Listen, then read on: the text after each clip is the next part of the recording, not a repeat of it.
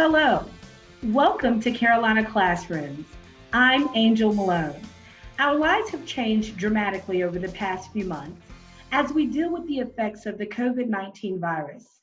On March 17th, Governor Henry McMaster held a press conference and announced, alongside Superintendent Molly Spearman, that South Carolina school buildings would close and students and teachers would transition to at-home learning. Effective immediately, I've ordered the closing of all schools in the state of South Carolina, starting tomorrow, Monday, March 16th. That means no school starting tomorrow. I first want to assure all the parents of school children in this state that we are still in a partnership, and principals, superintendents, teachers are working together as we speak to prepare to continue instruction for your children, and also to be sure that those who need to be fed will be fed. The South Carolina Department of Education Office of Health and Nutrition has been granted a waiver from the United States Department of Agriculture that allows our summer feeding options to be used during this school closure. We have also received a waiver for flexibility so that meals can be the grab and go type. We'll either have you come by and pick up the meals, or we'll be delivering those to you on our school buses.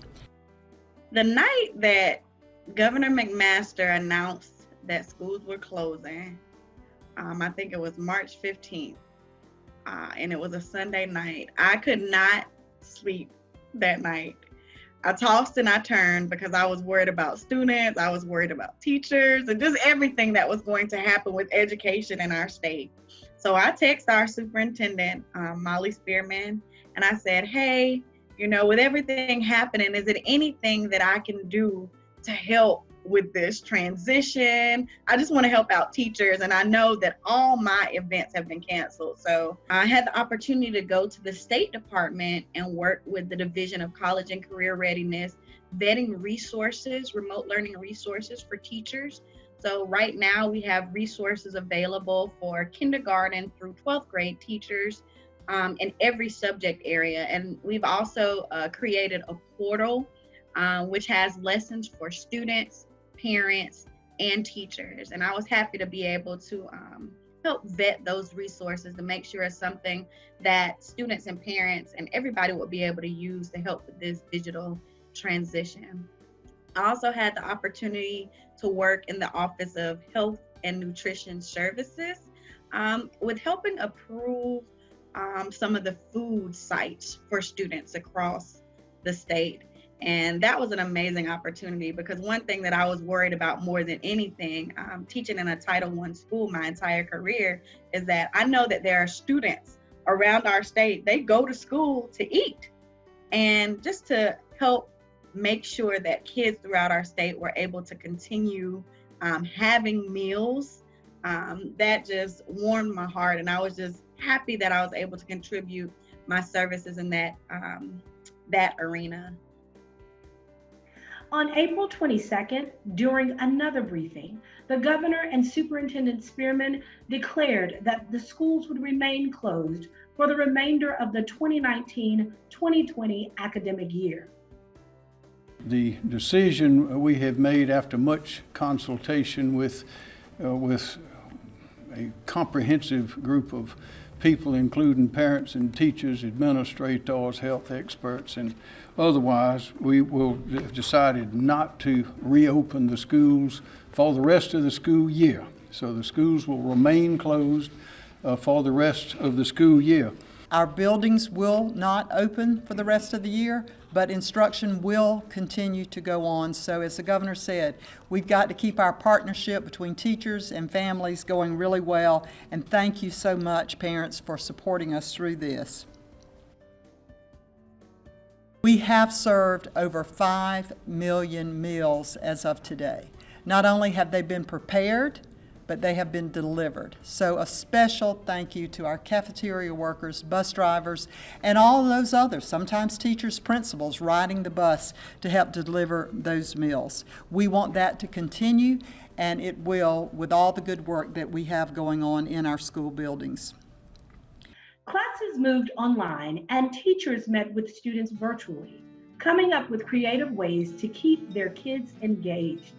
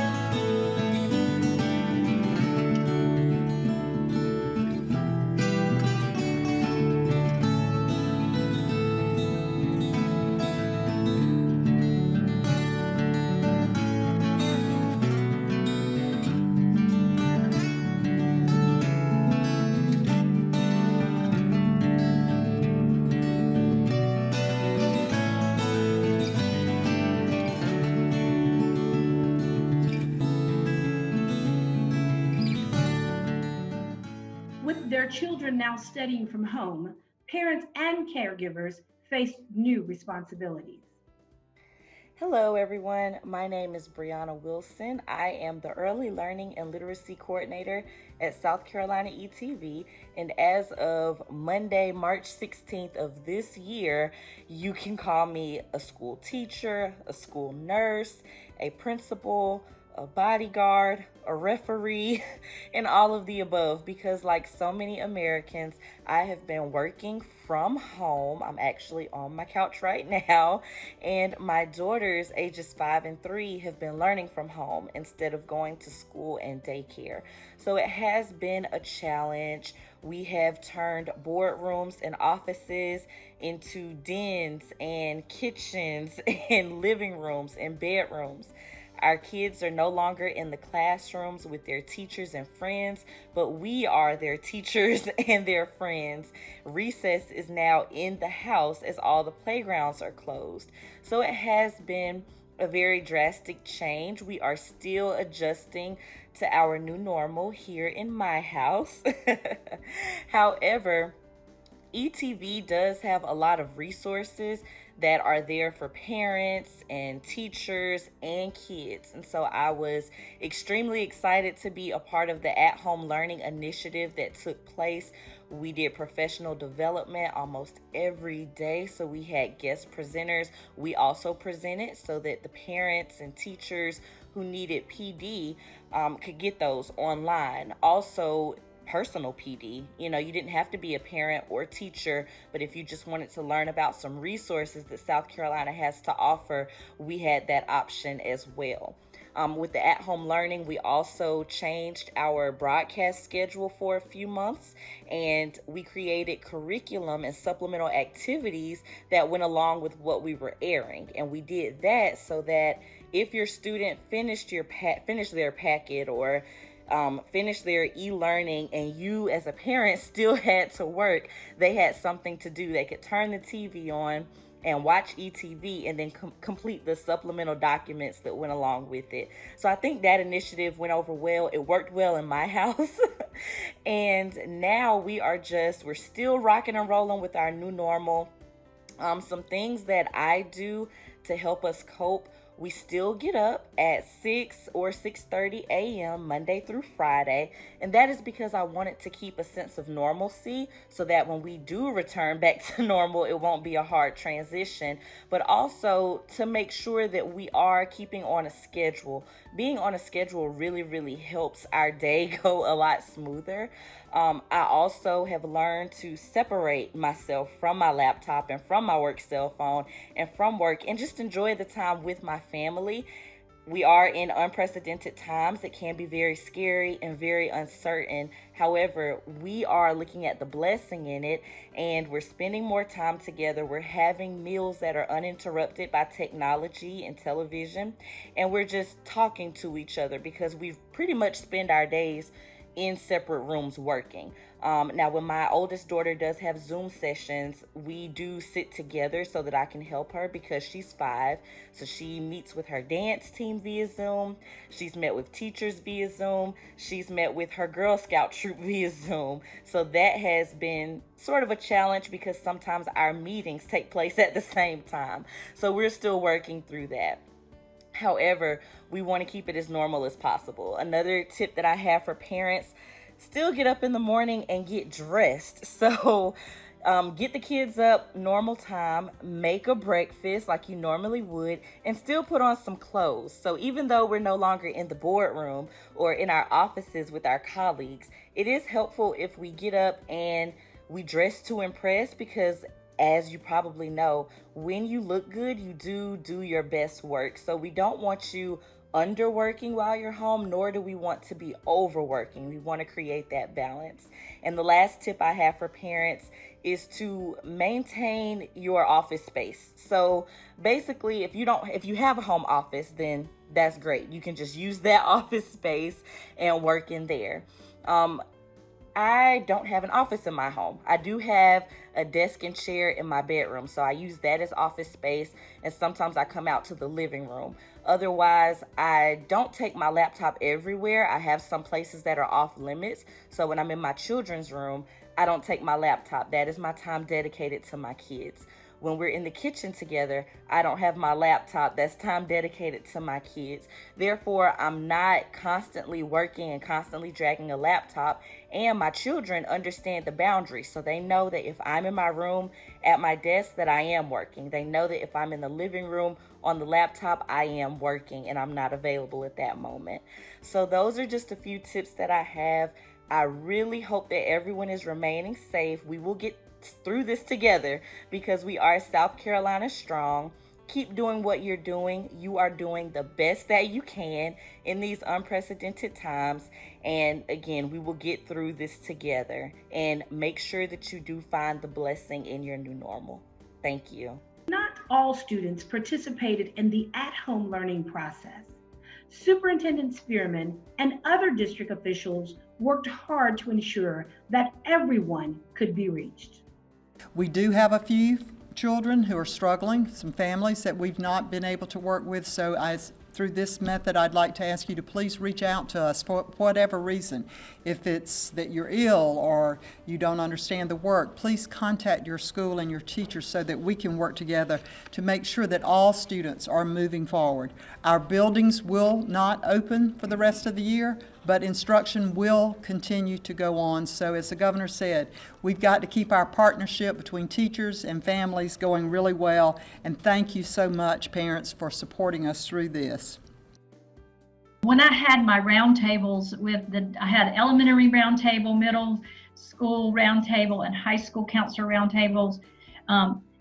Basically, their biggest concern is for making sure that all students are getting to reach all their students.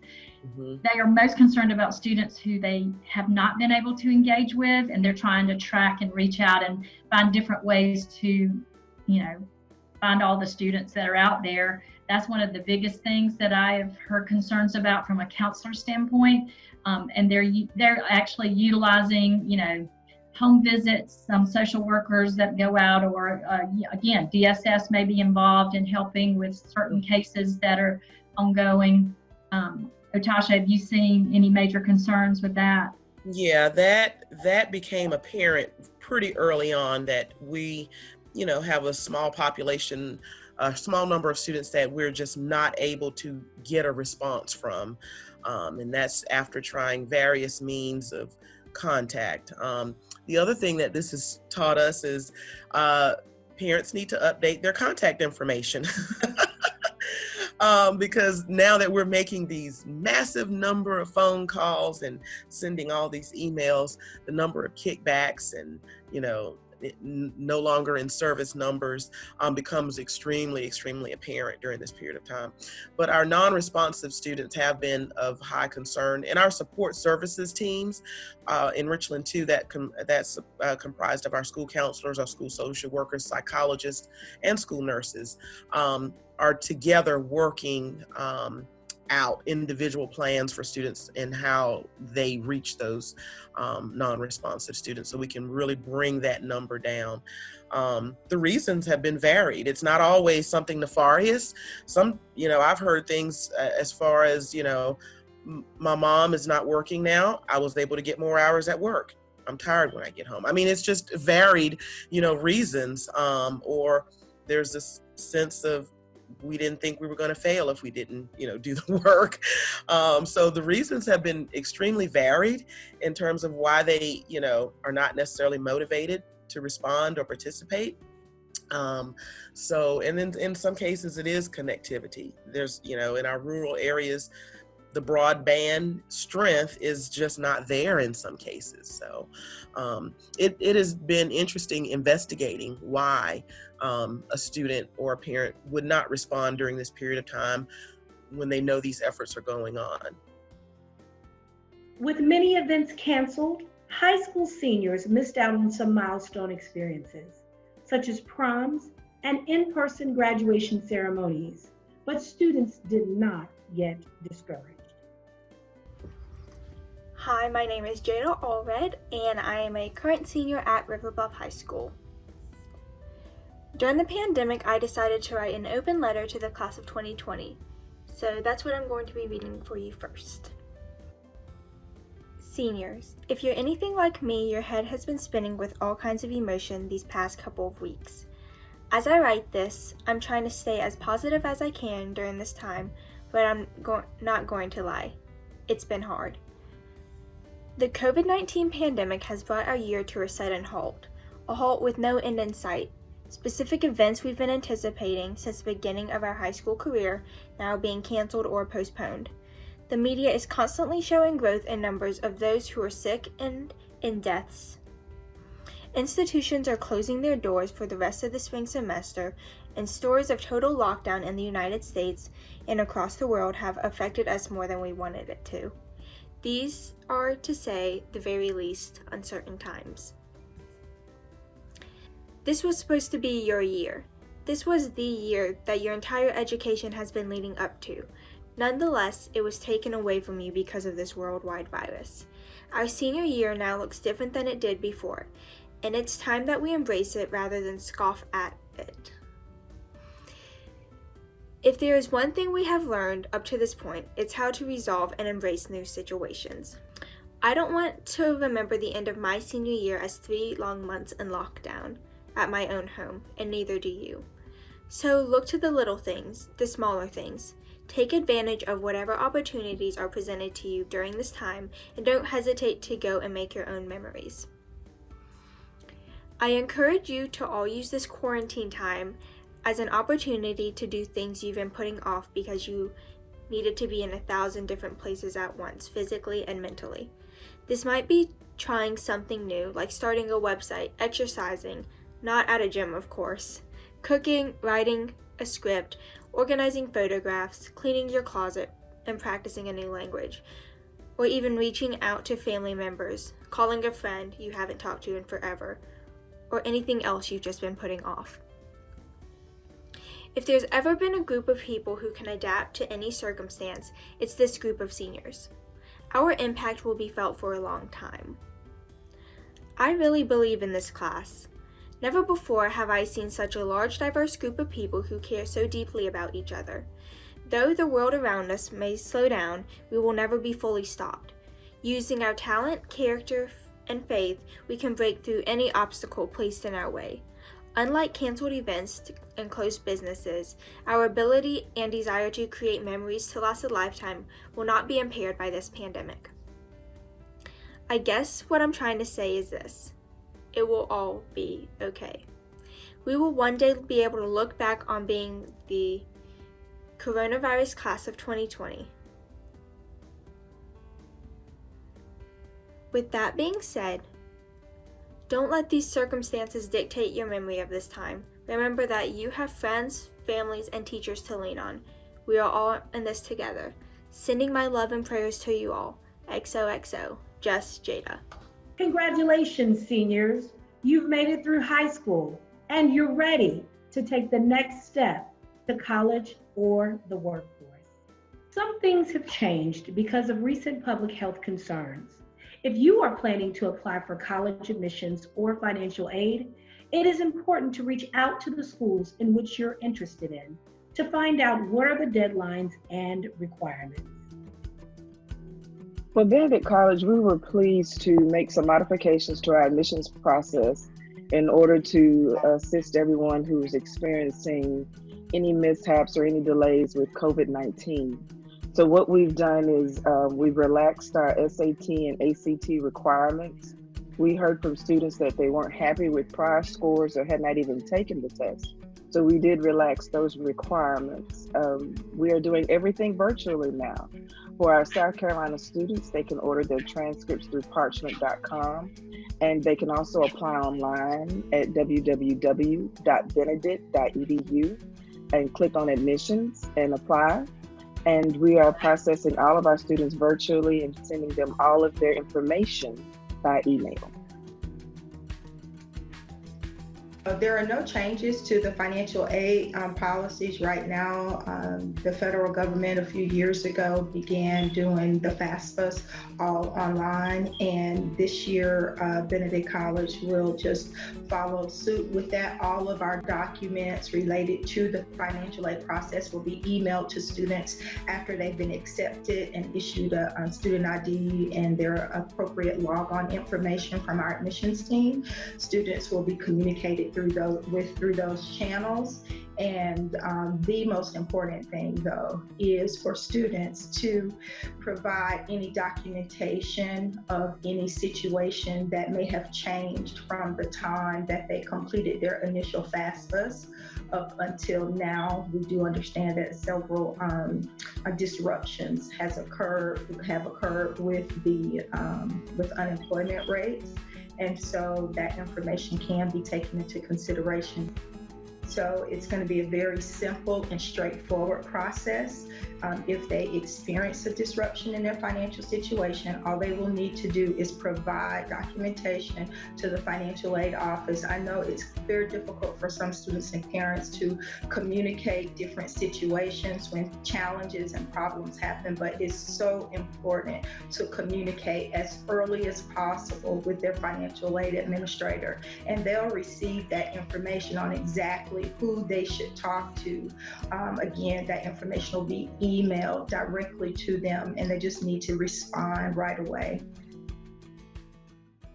What we have done is we've always taken a holistic approach to our admissions processes. So we've always looked at in-depthly at transcripts, and then we try to use the ACT or the SAT score as a support network for that transcript. So what we've done is if a student has not taken the ACT or the SAT, we are really solely basing our admissions upon the high school transcript. And if a student has taken the SAT or the ACT and has not gotten a score that they would like, or maybe one that we would like, we've also really looked at the transcript as the basis for admission.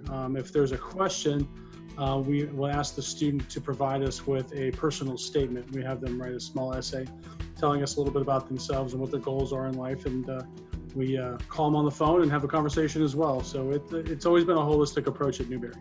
Right now, with everything in the air, we're just going to kind of continue to review on a case-by-case basis. No, our scholarships, our internal scholarships, our institutional scholarships, again, are based upon a holistic approach. So not only do we look at grades and test scores, but we also look at the student's family need as part of that, and we also take a look at the student might be bringing to the campus. We have a wonderful music program, and we have esports, and we have a lot of co-curricular activities are involved with where there is scholarship money available. Currently right now is, are you guys going to open on time? And so far, our president, Dr. Maury Sharons, has made that determination with our board. We are planning on opening on time with social distancing. But I think that's really what most of our families are looking for right now, is how they're going to get back to what we consider normal right now. I think the first and foremost thing, and we say it whether you're in a pandemic or not, is to communicate with the schools that you're interested in attending. We have an ability to do what we call professional judgment, where we can ask for certain pieces of information like tax forms or current employment situation information, those kinds of things, and really determine a student's financial need. So my suggestion to everybody is to reach out to your financial aid counselor, to your admissions staff that you're working with. If you're a new student, if you're a current student, reach out to the financial aid office directly on your campus and let them know what's going on. We have the ability to help you. Being a small campus at Newberry, we treat everybody as an individual. So we sit down with all of our families, and we're doing that every day through Zoom meetings and stuff like that. So I actually have 3 this afternoon that I've set up with incoming families just to talk about how they can afford a Newberry education and stuff like that. So yeah, just communicate. Just because we're not on campus doesn't mean that we're not communicating. On a previous episode of Carolina Classrooms, the Commission on Higher Education brought together representatives from colleges and universities across the state for a conversation about the college admissions process. What are some of the trends that you are seeing within higher education from students coming out of high school today? Well, some of the trends, and I'll go ahead and chime in.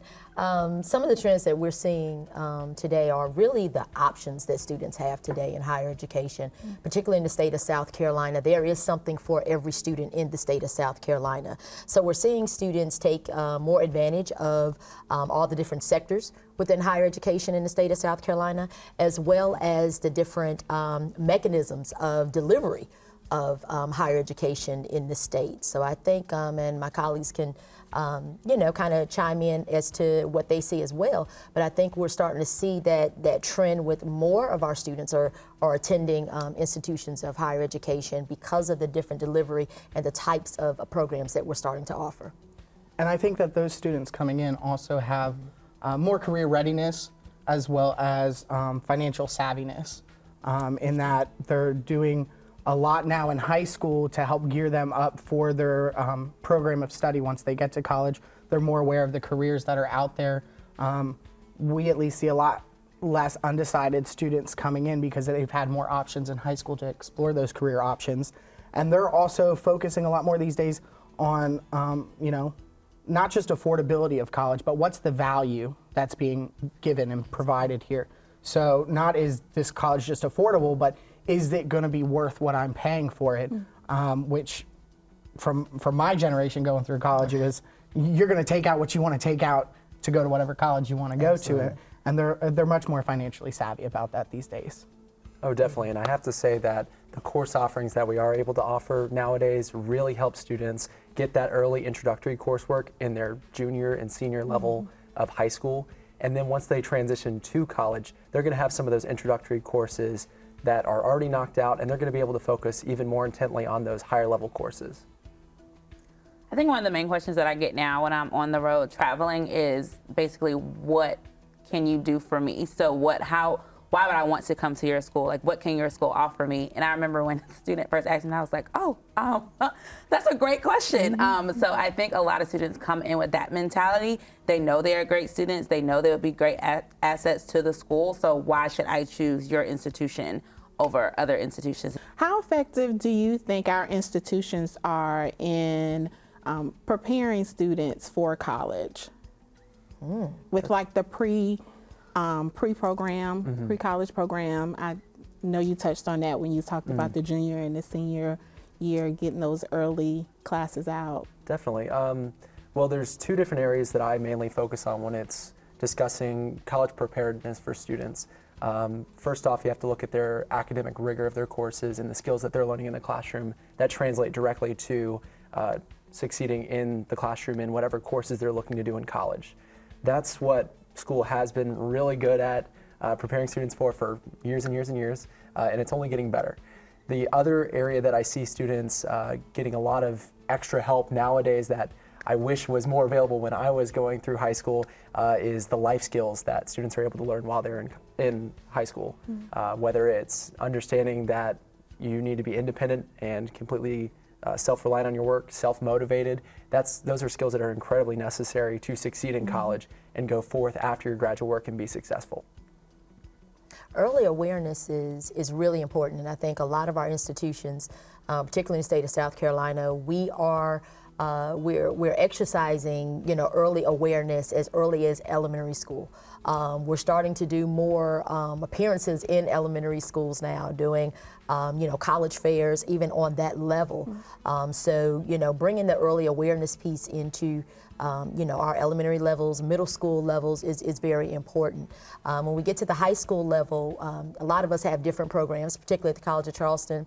We have summer programs where rising juniors and rising seniors can come on campus, not necessarily to, extend focus completely on the College of Charleston, but a college preparatory kind of program, so that it will prepare them for any institution that they're looking to apply to. And of course, we're going to lay the red carpet out and put the College of Charleston spin on it. Of course, we want to be in that that top 5 category with students' choices. But the early awareness piece is so important right now, and I think in the state of South Carolina, we're doing a pretty good job with doing that.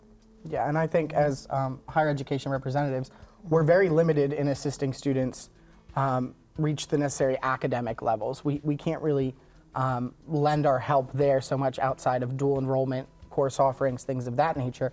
But that college and career awareness, just starting to teach the younger students the vocabulary. Okay, alumni, what does that word mean? I've had elementary school students ask me that.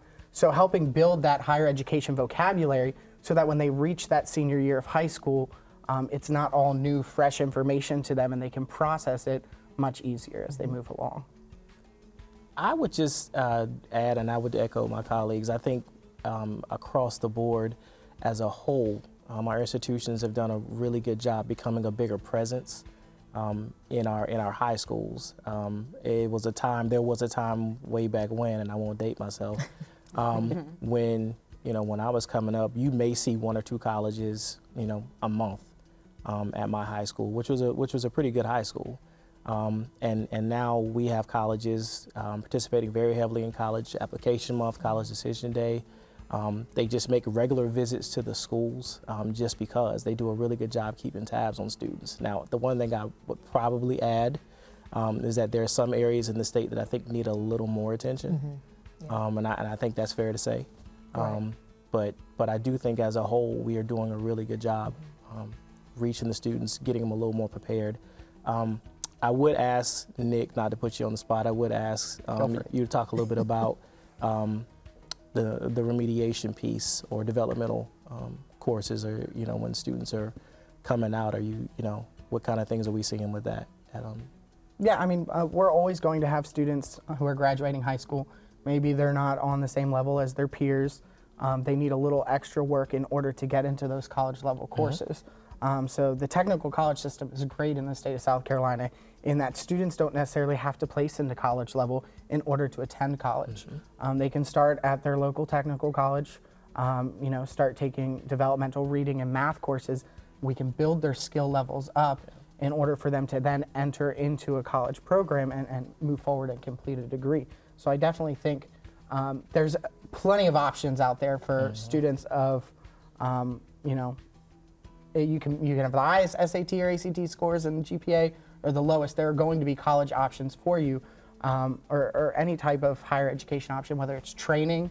A lot of people these days are no longer just looking toward academics. There's job training out there as well. I think the important thing for the students in our state is not to stop after high school. Find something to do to further your education, whether training or academics. Make you employable. And I think one thing, Nick, that we're starting to see. I know at the two-year technical colleges, we are finding that, again, you don't have to have the low GPAs or the, the lower rigor in academics, but we're finding that a lot of our top students, valedictorians, and the 14 and 1500 SAT students are choosing to go to two-year institutions because they want to just have that employability. They want to go directly into the world of work. So it's not only just to remediate or to get that extra step up, but they're choosing to go that route so they can go into the world of work. Well, yeah, and I think higher education has become so much more personalized to the individuals these days, which is why I also think technical colleges are seeing some of those students is you can't just look at the academic aspects of a student anymore. Okay, how's their emotional maturity? Is it there? Are they ready to leave home? Are they ready to live in a residential hall? You have to look at their family obligations. We see plenty of students who have to take care of siblings or have to contribute to the family income. So having those options out there for them and having resources where they can explore and learn those options, they can still find a higher education opportunity that fits who they are and what their needs are. What do you think colleges are looking for out of the new students, out of the high school seniors? What are they looking for? It's good. I mean, honestly, it depends on the institution. I say for Clemson, it is heavily academic based. So we typically look at 5 different academic components. So we're going to take a look at the test scores, class rank, GPA, rigor of the course schedule in high school, and the choice of major. Whereas College of Charleston, USC Columbia, Midlands Tech, other colleges, they are going to, I call it the holistic review. They are going to look at that essay. They're going to see what have you done outside of the classroom. So I definitely think it's important for students to, when they do their research, to whether it's call, whether it's go to the college fairs and ask, like, what do you look for in a student? Because every institution is not the same. Very true. Winthrop has a very similar approach to admissions as Clemson does. We primarily look at the student's transcript information and their standardized test scores. That's a very consistent way for us to evaluate students. We love to learn more about our students. We actually don't require an essay as a part of our application, but it is supplementary information that students can add to their packet. It's a great way for us to get to learn a little bit about their student, but we make our primary decisions based off of their academic rigor and their scores that they're receiving on that SAT or ACT. But you will see schools across the state, public and private, that have different approaches to how they evaluate students. I guess I come from a little bit of a different mindset at Midlands Technical College and the South Carolina Technical College system in that we're a non-competitive admissions process. So we're less looking at their application to see what those scores are, that sort of thing. And so what I could speak more toward is what I'm looking for when I have an interaction with a student. What makes me walk away from an interaction with a student saying, they're going to be really good on our campus. And one is what Ty mentioned earlier, the soft skills. Having those necessary soft skills to be able to communicate, step into our office, sit across the table from us, look us in the eye, have a conversation with us, not have their parent or guardian relay every message to us when we're trying to look at the student and talk to them. So those soft skills are huge because we can help students as much or as little as they'll allow us to, and when we're working one-on-one with the student and they have those skills necessary, that's always helpful. And then when we go back to Kayla, when you mentioned students are saying these days, well, what can you do for me? I think the same holds true for colleges in that, listen, we want to take the best students that are out there, but we also want to know you want to come to campus to make a difference. Right. You want to impact our campus. You want to change our campus for the better, because those are the students who are then going to allow you to go out and find other students and be like, look at these awesome things that have changed or are going on here. Very true. Very similar to Kayla and Ty. We do, of course, take a look at the academic component when selecting students, but being a liberal arts university, we also, want to look at the holistic student, and so we do require essay. We like to see not only technically and grammatically how a student is writing, but we want to know the thought process. We want to know how much that student knows about that particular area that they're writing about. We want to go through the journey with them as we're reading that particular essay. So even reading the essay has taken on a different component. we're going to make sure your period's in the right place, commas and all of that good stuff, because we want to know that you have learned some things along the way. But we're also going to take a look at, your thought process and your knowledge of that particular topic that you're writing about. So a holistic approach is what we take. We know standardized test scores does not make the student. It does not tell us everything about the student. So that is a component of our evaluation, but not the only thing that we look at. I believe for most of us, the most important thing is the transcript and the level of courses, rigor of courses that student is taking, how well they're challenging themselves while in high school. Okay, all right. So are you finding that the students are prepared when they come to your university, your colleges? Good question. It's $1 million question right there. Again, I think it depends on the school. Like whether it's two things. I think it depends on the school, and I also think it depends on the student and what they took advantage of when they were in high school. So, there are some students who just did the college prep courses. There are some students who went the honors AP dual enrollment route, which is more of an idea of what you can get in college. So if you just kind of cruise through high school, you might not be prepared like you think you're going to be once you get to college. But if students, and every single class does not have to be AP. I tell students all the time, I was terrible math and science. Like, give me a CP class in math and science. But arts and humanities, give me honors Spanish, give me, AP English. So I always tell students to whatever it is that you are strong in, take those rigorous courses because they look good once you apply to colleges and you're going to be better prepared. So I think it's two different sides to that. Very true. I would even partially flip that question around, because every student we see has so many different factors that impact their life and their preparedness. So the question isn't, are students more prepared for us? Are our support systems at our college more prepared for those students to meet each student where they are and build them up to where they need to be? Yes, and kind of going off of that, I mean, it is both ways. We want to see those students who are driven to do incredibly well in their area of study, but we have to understand that these students are coming from all over our state, all over the nation, and all over the world in some cases. So we have to have those support systems in place. At Winthrop, we have tutoring sessions that we're allowing our students to take access for free, whether it's through the chemistry department or if it's through our academic success center. We also have mentorship programs within your first year on campus to kind of help you establish those bonds between other students, faculty, and staff. And again, a lot of what my colleagues, just said, and I think that I think Kayla kind of touched on it with the AP and the CP classes. A lot of our students are, they're soaring with taking CP, not because they cannot operate or do well and be successful in AP or honors, simply because they're comfortable. It's a comfort zone. So when they get to college and that first year, it's, oh my goodness, I got to shift. I gotta study differently now. This is not that CP math class, right? It's not the same. It's not the same. The first year. So what we don't want to do is backdoor student. When they come in, they're prepared. Again, those support services that's on the campus, letting students know that they are there for them, and not for students to come and look for help towards the end when it's the last day of class, last exam day, and we got to get that grade up. So support systems are very, very important, and just really encouraging students that if you're A-level CP, you can manage. Let's go on to the honors level. It's like baby step. Let's go to the honors level, and then maybe try an AP and some of those higher level courses a little later. But it's all about balance.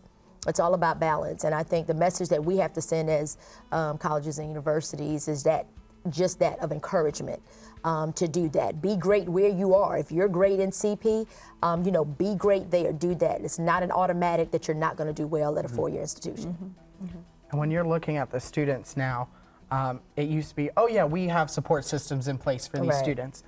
With all the resources they now have to explore colleges, and the proliferation of all that information out to them, and they can be a little more picky about things, we've had to personalize a lot more and be a little more proactive in those resources. So whereas before, we have this tutoring center that everyone can take advantage of. Well, okay, now we have specific things in place for first generation students. Now we have things in place. Okay, you're a student who filed as an independent on your FAFSA. chances are you don't have a support don't have a system support at home. system, So right. you need something in order to help you move along. So Yeah. it's not just personalizing an enrollment process for these Right. students. It's trying to personalize that whole experience to help them get to graduation, essentially. Awesome. It's not cookie cutter rather. Everyone's different. In that discussion on, the honors versus the AP versus the dual enrollment IB, because this program is going to be geared a lot towards that counselor that is trying to do their best to advise that student. I guess from your perspectives, is that student with the A in an IB course or an AP course viewed higher than a student with, of course, or even a C in the IB course or a B? Is that student viewed in a better light than a student who gets an A in a CP course? That's a good question, but I think you have to look at the whole entire transcript when you're looking at AP versus CP courses or anything in that area, because I feel like many students in the state and across the nation are forced into more advanced coursework so that they can get that college credit. We want to see our students succeed, and those CP courses are absolutely great at getting those students to learn the materials necessary to go on to that next step and prepare them for success later on. If it's something where a student is pushed into very advanced coursework because that's what they have to offer and it's not something that they're confident in, I think they can struggle later on because of it. Now, since we look at rigor, when we are looking at our application process, we don't favor like IB over honors necessarily. We consider rigor, honors, AP, IB, dual enrollment. So if we see any of that looks great. We look at that as the student challenge themselves. But and we don't want to see an F in an IB. Just because you took it, right? It's like, oh, okay, that's technically like a C. Like, no, we don't. we don't want to look at it like that. But like I was saying earlier, if you are strong in math and science, why not go ahead and challenge yourself and take the honors or the AP? Because you will more than likely succeed in that class, because that's just how your brain works. But if you know that you aren't strong, in math and science, it's okay to take the CP course. Like, you aren't going to succeed, or if you just really feel in your heart, like, I don't need to be in an honors class. I will never forget, sophomore year, my biology teacher tried to put me in AP chemistry. I said, that was funny. No, I don't want to do that. The highest I'm going to go is honors, and that's it, because I know I knew that just was not how my brain worked. So I think that it's important to talk to the school counselors or to talk with that teacher that knows you very well, and just to kind of go from there. So we since we look at rigor, we do want to see, and every single class does not have to be an honors class or an AP class. Like, we just want to see a few. Like, you challenge yourself in some capacity while you're in high school. Right. And I think you see a lot of the issue is that students, they're so competitive about that GPA. So they're taking those classes that they might not necessarily think they can do well in, but they're like, well, I got to compete. This is where I am on my class rank. This is what I got to do. And what students need to begin to realize is that there's lots of right options for them as far as college is concerned. There's lots of wrong ones, but there's also lots of right ones. There's not a perfect school. There's not, this is my dream school. If I don't hit this GPA and I don't get in there, my life is over. Lots of students get denied from their top school. Yes. That happens every More year. often than you know. Yes. Yeah. Very often. And those students typically find another school that works just as well for them. And very successful. Yeah, so there's lots of right options for them. So they got to focus less on that GPA, more on, taking care of themselves, I would say. Right. And I think that's the message that we send as admission officers at particularly four-year institutions, that this is the average, this is what we're looking at, and not to make light of those who are doing well and getting those high GPAs and high test scores. There is a certain review that, they do have a priority.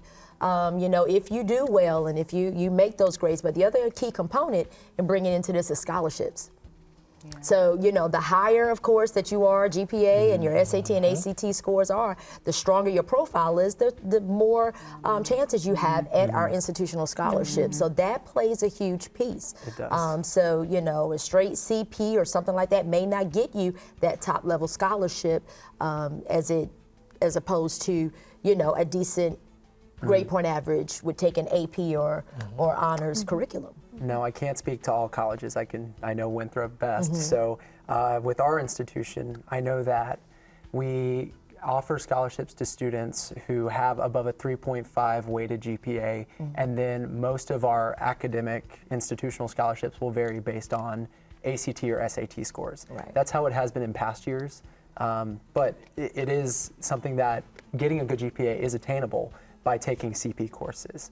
It's a balance of understanding that you need to comprehend what you're learning and get and kind of challenge yourself to get that highest GPA you can.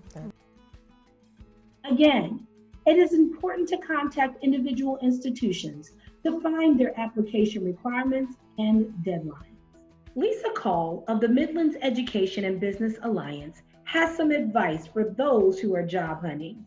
I think what we've been seeing over the past couple of years is really high need for things like information technology, of course, healthcare, manufacturing, and the kind of the STEM overview encompassing kind of all of those clusters of study. Of course, in South Carolina, hospitality is always a huge need. Now, more specifically at the coast and your more resort areas than in, the greater Columbia area, but still we have so many fantastic opportunities here in the Midlands in hospitality. So we're really seeing, a continued increase in students wanting to go into that and businesses needing that, even though right now, we're at a, kind of a standstill with that.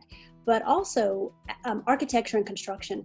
Since 2008, many of our companies, have been kind of downsizing, but now they are on the uptick. And that's probably one of the biggest demand areas we're seeing right now is our architecture and construction firms. I've talked to several of those folks in the past few weeks. I even had a job announcement yesterday from one of our small local companies that we work with, looking for a couple skilled laborers that he can actually put out in the field, let them do work on their own and come back and check on them. People that have some training. And then a couple of our large companies we're talking about, they've got projects kind of just sitting to wait until things can kind of get back to as normal as possible before they start opening wide up again. So I think, IT, healthcare, manufacturing, hospitality, architecture, and of course, we always have to go back to education. We need teachers in not only in South Carolina, but in the entire country. We have a huge shortage of people wanting to go into education. So that's another huge need. But the biggest thing our employers tell us is they say, Lisa, we can teach the hard skills. They can teach you how to do X, Y, and Z. They can't teach you to work as a team, to be nice, to have a good attitude, to go above and beyond what is expected, to volunteer for projects, to be excited about coming to work. And we know we're not going to be excited every day, but have a good attitude. That's something that our businesses can't teach. That's something that I think we used to get a lot at home with our parents. But I think some of that in a way is falling by the wayside, and we're trying to rely on our schools to do it. I think it's a team effort. Everybody has to work on being able to help that student with those soft skills. So handshake, eye contact, making sure that they know how to communicate and look someone in the eye when they're talking to them. I think right now, of course, with social distancing, that's going to change a little bit with how close we can get and handshakes and things like that. But I think eventually we'll get back to being able to do that. And there's nothing that says I'm ready to work more than looking someone in the eye, giving them a firm handshake, and being excited about the opportunities that they're presenting you. Please don't get discouraged. There are a lot of opportunities out there.